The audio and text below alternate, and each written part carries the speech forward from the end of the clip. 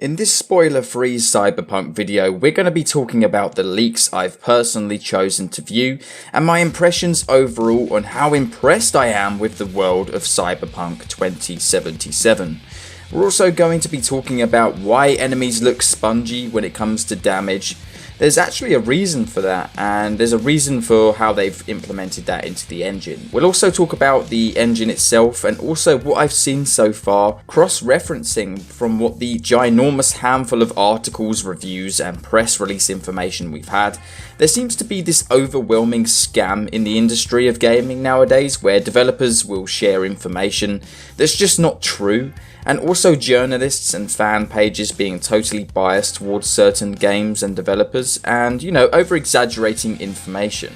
I understand that this will probably still be the case with Cyberpunk in some degree, but to let you know, I've come to find out that Cyberpunk is a masterpiece, and if you've come here to find out that information yourself, whether Cyberpunk 2077 is actually worth playing, and it's definitely like what we've seen from the trailers and articles so far, then guys, I have a brilliant surprise for you. So make sure you guys stay tuned in today's video.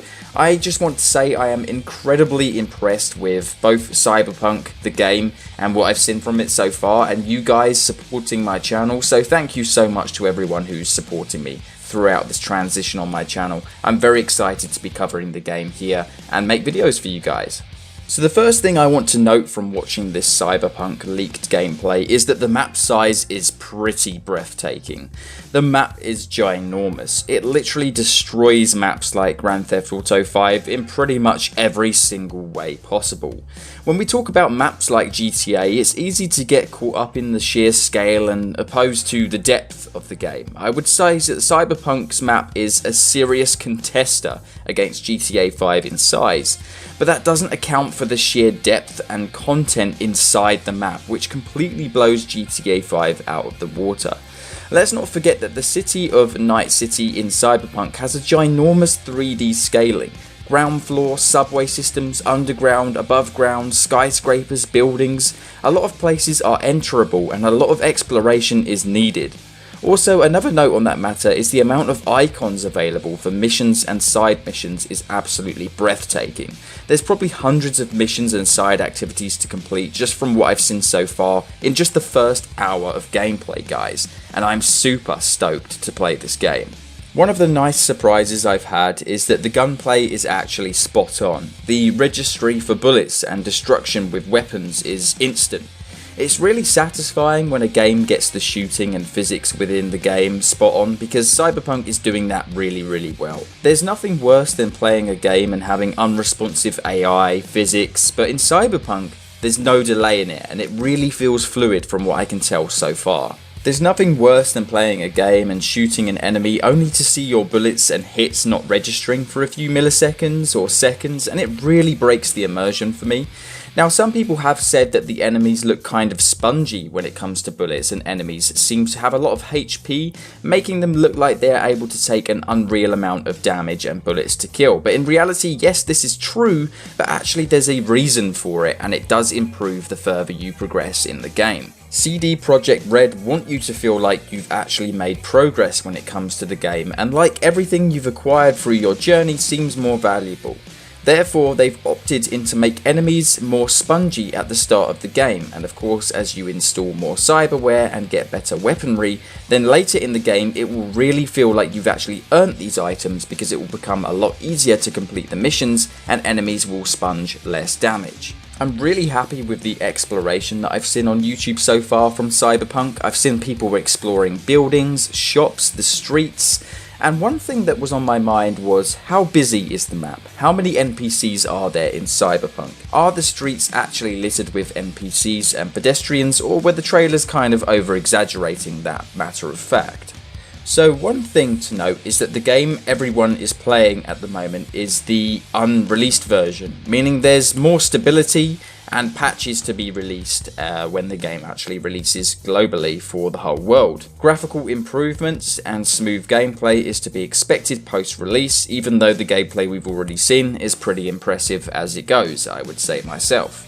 So one thing that was burning in my mind was the NPC density and population of the streets of Night City. Now of course we've seen lots of gameplay trailers, gameplay clips and release trailers, and in these trailers they kind of portray this ideology that the streets of Night City are going to be completely bustling, lots of NPCs, lots of people to interact with, and while that's true, I do believe that a lot of the gameplay we've been seeing as examples of that were probably both cutscenes and on the PC version of the game. Now, I have seen a lot of the console gameplay, both Xbox One, Xbox One Series X, and also PlayStation 5 and PlayStation 4 versions of the game, and I have to say that the NPC population is definitely still dense. One thing I have noticed, however, and I'm not complaining, don't get me wrong here, but it's going to be something to think about. There is a lot of dialogue options in the game, but some of them almost appear like they're almost linear options as they go. It's just an option to choose a different sentence over another, and no matter what you choose, the outcome will still relatively be the same. Now I know this game has been in development for like 7 years now, or more shall we say, 7 years since the initial announcement, and that Cyberpunk is going to be very in-depth as a game comes. But that's not really an exception when it comes to certain cutscenes. From what I've seen so far, there's like certain cutscenes where for some reason the game presents you with dialogue options to say goodbye, and one option is, well, goodbye, see you later, and another option is like, you know, I've got to go.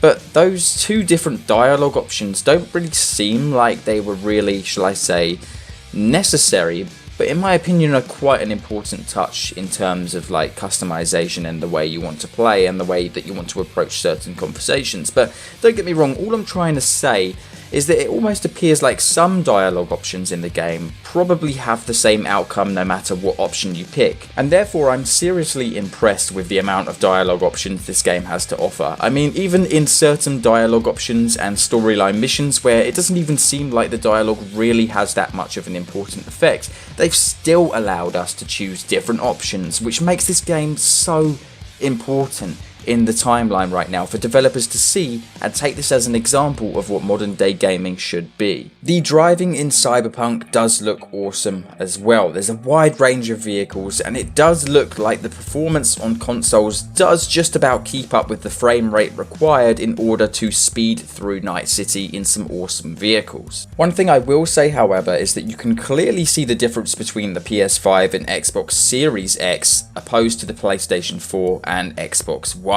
You can clearly see how on the Xbox One and the Xbox One X that the frame rate is clearly dropping as opposed to the Xbox Series X, and also you will notice that some sort of reflections, some of the ground textures, and also just some basic things in terms of detail on the street are definitely different when it comes to different consoles. So if you're wondering to yourself whether playing on PlayStation 5 or the Xbox Series X is worth it, I wouldn't say it's worth it for a unbelievable, breathtaking graphical enhancement, but what I would say is it's definitely worth it for both the frame rate and the amount of detail in the game. Whether this detail would go unnoticed because it's kind of very minor is a different question, but let's remember these consoles are very, very new, and it will take many years before developers can really harness the graphical improvements and power of these consoles, but Cyberpunk on these consoles does look flawless. So far guys, my overall review is I am very happy with the footage I've seen of Cyberpunk so far. The game looks absolutely incredible, and I cannot wait to get my hands on it and make videos for you guys.